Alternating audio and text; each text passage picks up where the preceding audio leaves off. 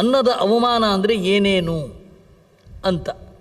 ಬಹಳ ಹಿಂದೆ ಕೃತಯುಗದಲ್ಲಿ ಪುಷ್ಕರ ಅಂತನ್ನುವ ಜಾಗದಲ್ಲಿ ಒಬ್ಬ ವ್ಯಾಪಾರಿ ವಾಸ ಮಾಡ್ತಾ ಇದ್ದ. ಧನವರ್ಧನ ನಾಮಾವೈ ಸಮೃದ್ಧೋ ಧನಧಾನ್ಯತಃ. ಅವನು ಧನವರ್ಧನ ಅಂತಂದರೆ ಸಮೃದ್ಧವಾದ ಹಣ ಇರುವವ ಅಂತ. ನಿದಾಘಕಾಲೇ ರಾಜೇಂದ್ರ ಸಕೃತ್ವಾ ವೈಶ್ವದೇವಿಕಂ ಸಪುತ್ರ ಭ್ರಾತೃಭಿಸ್ಸಾರ್ಧಂ ತಥಾ ವೈ ಮಿತ್ರಬಂಧುಭಿ. ಒಂದು ಬಾರಿ ಬೇಸಿಗೆ ಕಾಲ, ಆಗ ವೈಶ್ವದೇವವನ್ನು ಮಾಡಿ ತನ್ನ ಮಕ್ಕಳು ಬಂಧುಗಳು ಎಲ್ಲರ ಜೊತೆಗೆ ಆಹಾರಂ ಕುರುತೆ ರಾಜನ್ ಭಕ್ಷ್ಯಭೋಜ್ಯ ಸಮನ್ವಿತಂ ಆಹಾರವನ್ನು ತಗೊಳ್ತಾ ಇದ್ದ. ಅತತದ್ ಭುಜಂ ತಸ್ಯ ಅನ್ನಂ ಶಬ್ದೋ ಮಹಾನಭೂತ್. ಹಾಗಿರುವಾಗ ಆ ದೂರದಲ್ಲಿ ಅನ್ನ ಅನ್ನ ಅಂತ ಹೇಳಿ ಒಂದು ಧ್ವನಿ ಕೇಳಿ ಬಂತು. ಆ ಧ್ವನಿಯಲ್ಲಿ ಕರುಣಃ ಕುರುಷಾರ್ದೂಲ ಅಥತಂ ಸಪ್ರಧಾವಿತಃ. ಕರುಣಾಜನಕವಾದ ಆ ಧ್ವನಿಯನ್ನು ಕೇಳಿದ ಕೂಡಲೇ ಅವನು ಅಲ್ಲಿಗೆ ಓಡಿದ. ಏನಿದು ಅಂತ. ತ್ಯಕ್ತ್ವಾ ಸಭೋಜನಂ ಯಾವತ್ ನಿಷ್ಕ್ರಾಂತೋ ಗೃಹಬಾಹ್ಯತಃ ಅತ ಶಬ್ದಸ್ಥಿರೋ ಭೂತಃ ಸಭೂಯೋ ಗೃಹಮಾಗತಃ.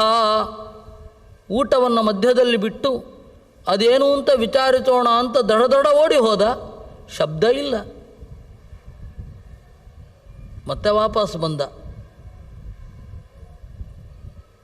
ತಮೇವ ಭಾಜನಂ ಗೃಹ್ಯ ಆಹಾರಂ ಕೃತವಾನ್ ನೃಪ. ಅದೇ ತಟ್ಟೆಯಲ್ಲಿ ಮತ್ತೆ ಉಂಡ. ಭುಕ್ತ ಶೇಷಂ ಮಹಾಬಾಹೋ ಆಹಾರಂ ಸತು ಭುಕ್ತವಾನ್. ತಿಂದು ಆಹಾರವನ್ನು ಉಳಿಸಿ ಓಡಿ ಮತ್ತೆ ಸ್ವಲ್ಪ ಹೊತ್ತು ಬಿಟ್ಟು ಬಂದು ಊಟ ಮಾಡಿದ್ದು ಅಷ್ಟೇ. ಭುಕ್ತ್ವಾ ಸ ಶತಧಾ ಜಾತಃ ತಸ್ಮಿನ್ನೇವ ಕ್ಷಣೇ ನೃಪ ತಸ್ಮಾದನ್ನಂ ನರಾಜೇಂದ್ರ ಅಶ್ನೀಯಾತ್ ಅಂತರಾ ಕ್ವಚಿತ್. ಅವನು ಸತ್ತು ಹೋಗುವಷ್ಟಾಯಿತು ಅವನಿಗೆ. ಅದರಿಂದಾಗಿ ಅಂತರ ಅಂತಂದರೆ ನಡುವೆ ಗ್ಯಾಪ್ ಇರಬಾರದು, ಸಮಯದ ಆಂತರ್ಯ ಇರಬಾರದು. ತಿನ್ನೋದು ಆಮೇಲೆ ಇಡೋದು, ಊರೆಲ್ಲ ಸುತ್ತಾಡಿಕೊಂಡು ಬಂದು ಮತ್ತೆ ತಿನ್ನೋದು, ಆ ತರಹ ಇರಬಾರದು ಅಂತ. ಈ ಕಥೆಯ ಅರ್ಥವಾದದ ಹಿಂದೆಯೂ ಕೂಡ ಇಷ್ಟೇ ಇರೋದು. ಒಂದು ಬಾರಿ ಉಣ್ಣುವಷ್ಟು ಮಿತಿ ಇರಬೇಕು. ಒಂದು ಬಾರಿ ಉಂಡೆವು ಅಷ್ಟೆ. ಇದೆಲ್ಲ ಲೋಭ ಅಥವಾ ಆತುರ ಮೊದಲಾದವುಗಳೆಲ್ಲ ಕಾರಣ ಇರುತ್ತೆ ಇದಕ್ಕೆ. ಒಂದು ಬಾರಿ ಶುರು ಮಾಡಿದ ಮೇಲೆ ಉಂಡು ಏಳಬೇಕು. ಅಥವಾ ಹಾಗೆ ಮಧ್ಯದಲ್ಲಿ ಏಳುವ ಪ್ರಸಂಗ ಬಂದರೂ ಕೂಡ ಮತ್ತೆ ಮರಳಿ ಅದನ್ನು ತಿನ್ನುತ್ತೇನೆ ಅಂತ ಇರಬಾರದು.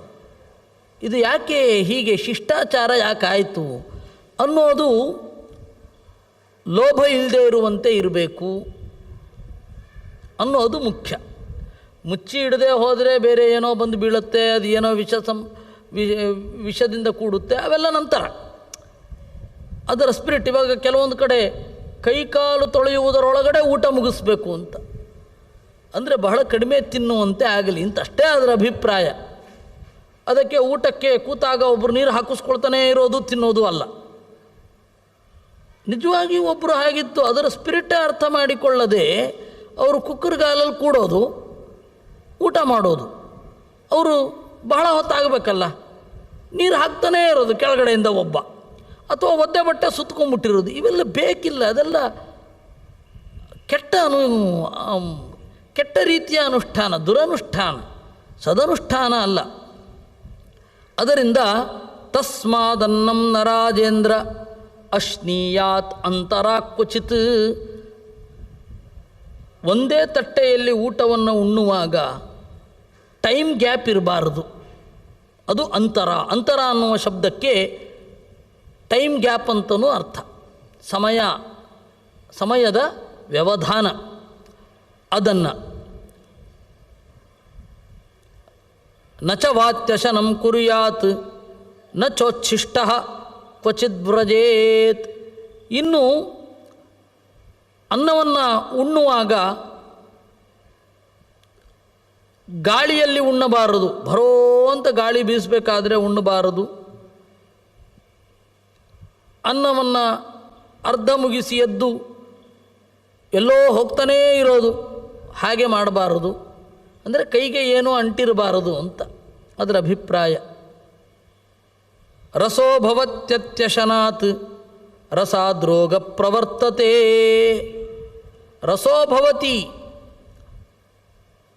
ಅತ್ಯಶನಾತ್. ಇನ್ನು ಅತ್ಯಶನ ಅದು ಕೂಡ ಅಂತರಾನೆ. ಕಾಲದ ಪರಿವೇ ಇಲ್ಲದೆ ಉಣ್ಣೋದೇ ಉಣ್ಣೋದು, ಮತ್ತೆ ಮತ್ತೆ ಮತ್ತೆ ಉಣ್ಣೋದು, ಅದು ರಸೋಭವತಿ. ಆ ರಸ ಜೀರ್ಣ ಆಗೋದಿಲ್ಲ. ಜೀರ್ಣ ಆಗದೆ ರೋಗ ಅನ್ನೋದು ಬರುತ್ತೆ. ಅಜೀರ್ಣ ಪ್ರಭವಾ ರೋಗಾ ಅಂತ ಅಲ್ವಾ. ಅದರಿಂದಾಗಿ ಆ ವಿಪರೀತ ಅನ್ನವನ್ನು ಉಣ್ಣುವುದು ಅಥವಾ ಯಾವ ಅನ್ನವನ್ನು ಉಂಡರೆ ಮನಸ್ಸಿಗೆ ಪರಿಣಾಮ ಆಗಿ ಸ್ನಾನ, ದಾನ, ಜಪ, ಹೋಮ, ಪಿತೃದೇವಾರ್ಚನೆ ಇತ್ಯಾದಿಗಳು ಯಾವುದರಿಂದ ಆಗೋದಿಲ್ವೋ ಆ ಅನ್ನವನ್ನು ಉಣ್ಣಬಾರದು. ಅನಾರೋಗ್ಯಮನಾಯುಷ್ಯಂ ಅಸ್ವರ್ಗ್ಯಂ ಚಾತಿ ಭೋಜನಂ. ಈ ತರಹದ ಅತಿಭೋಜನ ಅನ್ನೋದು ಆರೋಗ್ಯವನ್ನು ನಾಶ ಮಾಡುತ್ತೆ, ಆಯುಷ್ಯವನ್ನು ನಾಶ ಮಾಡುತ್ತೆ, ಒಳ್ಳೆಯ ಲೋಕವನ್ನು ಹೊಂದುವಂತೆ ಆಗುವುದೇ ಇಲ್ಲ. ಅದರಿಂದಾಗಿ ಮಿತವಾಗಿ ಊಟವನ್ನು ಮಾಡಬೇಕು. ಇದನ್ನೆಲ್ಲ ಇವತ್ತು ಹೇಳಬೇಕಾದ ಅವಶ್ಯಕತೆ ಇದೆಯಾ ಅಂತ ಅನ್ನಿಸಬಹುದು. ಆದರೆ ಹೇಳುವ ಅವಶ್ಯಕತೆ ಇಲ್ಲ ಅಂತ ಹೇಳಲಿಕ್ಕೆ ಧೈರ್ಯ ಇಲ್ಲ. ಇಲ್ಲಿ ಇದ್ದವರಿಗೆ ಅದು ಗೊತ್ತಿರಬಹುದು, ಕೇಳ್ತಾ ಇರುವವರಿಗೆ ಗೊತ್ತಿರಬಹುದು, ಕೇಳದ ಎಷ್ಟೋ ಜನರಿಗೂ ಗೊತ್ತಿರಬಹುದು. ಆದರೆ ಕೇಳದ ಬಹಳಷ್ಟು ಜನ ಗೊತ್ತಿಲ್ಲ ಈ ತರಹ.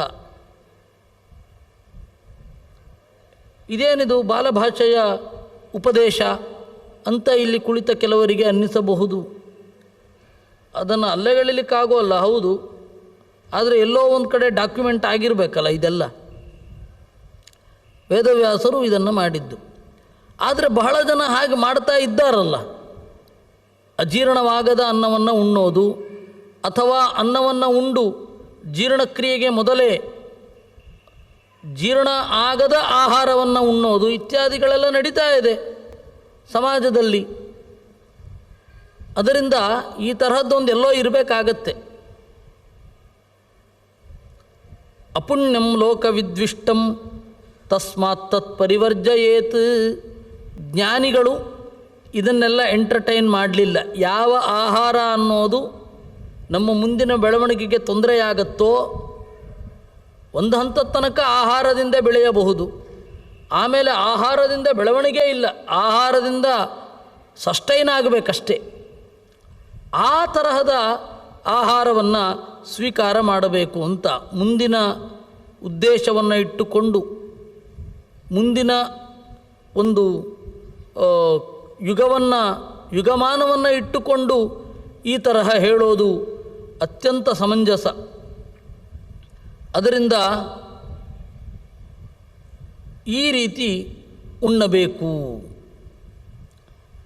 ಅದನ್ನು ಹೇಳ್ತಾ ಮುಂದೆ ಹೇಳ್ತಾರೆ, ಯಕ್ಷಭೂತ ಪಿಶಾಚಾನಾಂ ರಕ್ಷಸಾಂಚ ನೃಪೋತ್ತಮ ಗಮ್ಯೋ ಭವತಿ ವೈ ವಿಪ್ರಃ ಉಚ್ಛಿಷ್ಟೋ ನಾತ್ರ ಸಂಶಯ.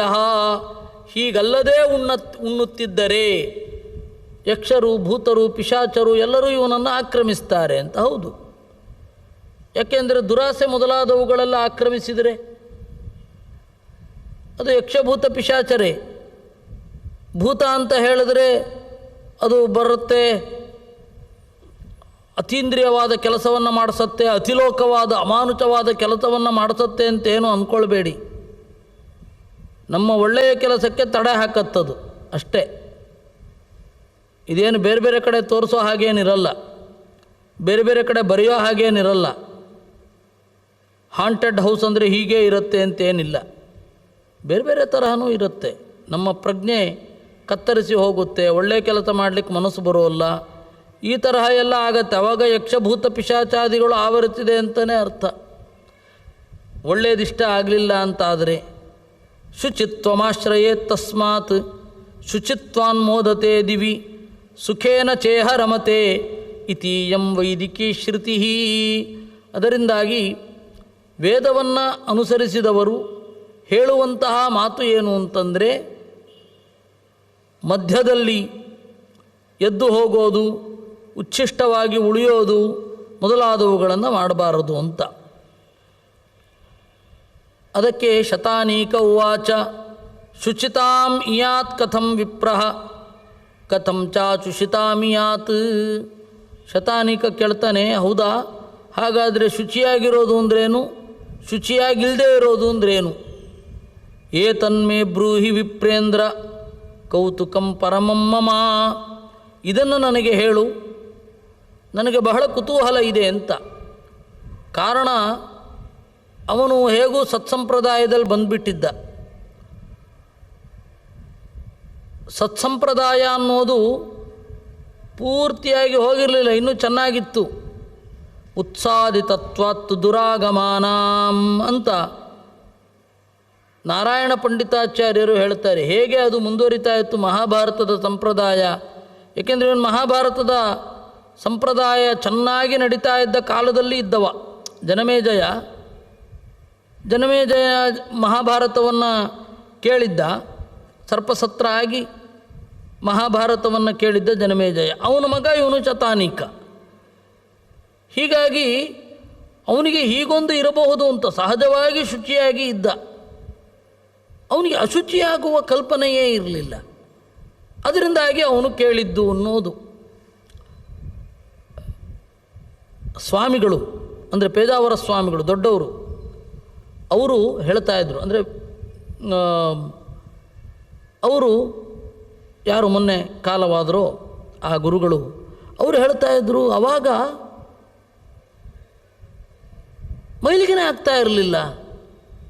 ಯಾಕೆ ಮೈಲಿಗೆ ಆಗ್ತಾ ಇರಲಿಲ್ಲ?